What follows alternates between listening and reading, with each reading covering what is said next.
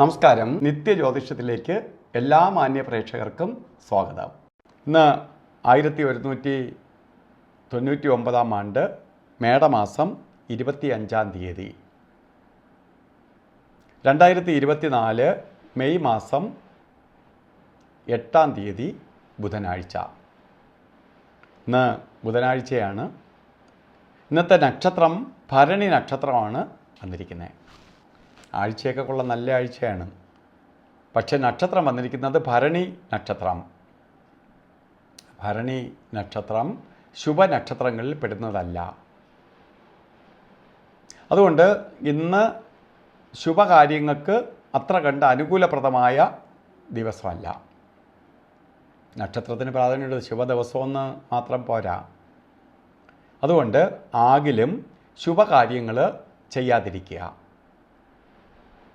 അതുപോലെ തന്നെ നമുക്ക് ശ്രദ്ധിക്കേണ്ട ഒരു കാര്യം, ഇന്ന് ബർത്ത്ഡേ വന്നിട്ടുള്ളവരുടെ കാര്യമാണ്. ഭരണി നക്ഷത്രം മേടമാസത്തിൽ ബർത്ത്ഡേ ആയിട്ട് വന്നിട്ടുള്ളവർക്ക് ബുധനാഴ്ചയാണ് കിട്ടിയിരിക്കുന്നത്. നമുക്ക് നിങ്ങളെ സംബന്ധിച്ചിടത്തോളം ഒരു വർഷത്തെ ഫലത്തെ ചിന്തിക്കുമ്പോൾ വളരെ അനുകൂലപ്രദമാണ്, സന്തോഷപ്രദമാണ്.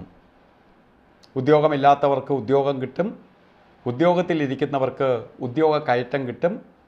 രണ്ടുമല്ലാത്ത ആൾക്കാർക്ക് ബിസിനസ്സോ അതുപോലെ ചെയ്യുന്നവർക്ക് അതിൽ മേൽ പുരോഗതി വരും, സാമ്പത്തിക നേട്ടം വന്നു ചേരും. അപ്പോൾ വളരെ അനുകൂലപ്രദമായ അവസ്ഥകളെ പ്രദാനം ചെയ്യുന്ന ഒരു വർഷമായിരിക്കും നിങ്ങൾക്ക്. അപ്പോൾ നിങ്ങൾ എന്ത് ചെയ്യണം?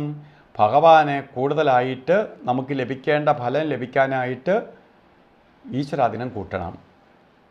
ബുധനാഴ്ച ആയതുകൊണ്ട് പ്രധാനമായി ശ്രീകൃഷ്ണ സ്വാമി ക്ഷേത്രത്തിൽ പോകണം. കൃഷ്ണസ്വാമി ക്ഷേത്രത്തിൽ പോയി ഭഗവാന് പാൽപ്പായസം, തുളസിമാല, അർച്ചന ഇവ നടത്തണം. അതുപോലെ ദേവിക്ക് മഹാലക്ഷ്മി ക്ഷേത്രത്തിൽ പോയി കുങ്കുമാർച്ചന നടത്തണം. ഭഗവതിക്ക് കുങ്കുമാർച്ചന നടത്തണം. ദേവീ ക്ഷേത്ര ദർശനം ചെയ്യുന്നത് നന്നായിരിക്കും. അതേപോലെ നമുക്ക് ഇന്ന് ബർത്ത്ഡേ ഒക്കെ വന്നിട്ടുള്ളവർ വസ്ത്രധാരണം ചെയ്യുമ്പോൾ, അല്ലെങ്കിൽ ഓരോ കാര്യത്തിന് ഇറങ്ങുന്നവർ വസ്ത്രധാരണത്തിന് പ്രാധാന്യം കൊടുക്കുക. പച്ച കളറ് ഉള്ള വസ്ത്രവും കൂടി നമ്മൾ വസ്ത്രധാരണത്തിൽ ഉൾപ്പെടുത്തണം. ഫുൾ പച്ചയായിട്ട് നടക്കണമെന്നല്ല, പച്ച കളറും കൂടി ധരിക്കണം.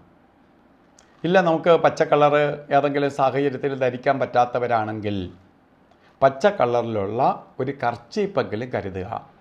നമ്മളിലേക്ക് ബുധൻ്റെ പോസിറ്റീവ് എനർജി ആഗിരണം ചെയ്യാൻ സഹായിക്കും. അതുപോലെ ഇന്ന് ബർത്ത്ഡേ വന്നിട്ടുള്ളവരെന്ന് മാത്രമല്ല, അല്ലാത്തവരും ശുഭകാര്യങ്ങളാകിലും ചെയ്യാതിരിക്കുക. ചെയ്തേ തീരുള്ളൂ എന്ന അവസ്ഥ വരികയാണെങ്കിൽ നമുക്ക് അഭിജിത്ത് മുഹൂർത്തം ആശ്രയിക്കണം.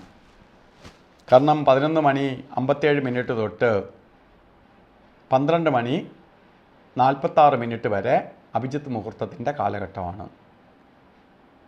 ഇതിൽ നമുക്ക് രാവുകാല സമയം വരുന്നതും ഈ സമയത്ത്, കാരണം 11:57 തൊട്ട് തുടങ്ങുന്നു അഭിജിത്ത് മുഹൂർത്തമെങ്കിൽ രാവുകാല സമയം നമുക്ക് 12:21 തൊട്ട് ആരംഭിക്കും.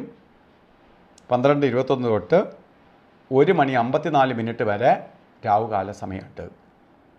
രാവുകാല സമയം യാത്രാദി കാര്യങ്ങൾക്ക് ഉപയോഗിക്കരുത്. അപ്പോൾ യാത്രയ്ക്ക് അനുകൂലപ്രദമല്ല.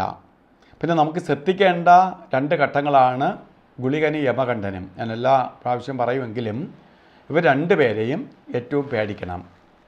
ആ സമയത്ത് ഒരുവിധ കാര്യങ്ങൾക്കും ഇടപെടരുത്.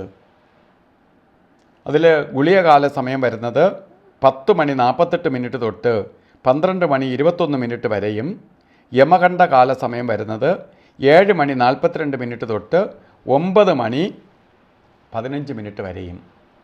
ഈ സമയം ഒരു ശുഭകാര്യങ്ങൾക്കും എടുക്കരുത്. കാരണം പ്രകൃതി തന്നെ ഏറ്റവും നെഗറ്റീവ് നിലനിൽക്കുന്ന സമയമാണ്. അപ്പോൾ ഇന്നത്തെ ദിവസം ആകെ ശുഭകാര്യങ്ങൾ ചെയ്യാതിരിക്കുക. ബർത്ത്ഡേ വന്നിട്ടുള്ളവർക്ക് ശരിക്കും ശുഭഫലത്തെയാണ് പ്രദാനം ചെയ്ത് കാണുന്നത്. അപ്പോൾ എങ്കിലും എല്ലാവർക്കും ഇന്നത്തെ ദിവസം ഭാഗ്യദായകമായി തീരട്ടെ എന്ന് സർവേശ്വരനോട് പ്രാർത്ഥിച്ചുകൊണ്ട് നിർത്തുന്നു. നന്ദി, നമസ്കാരം.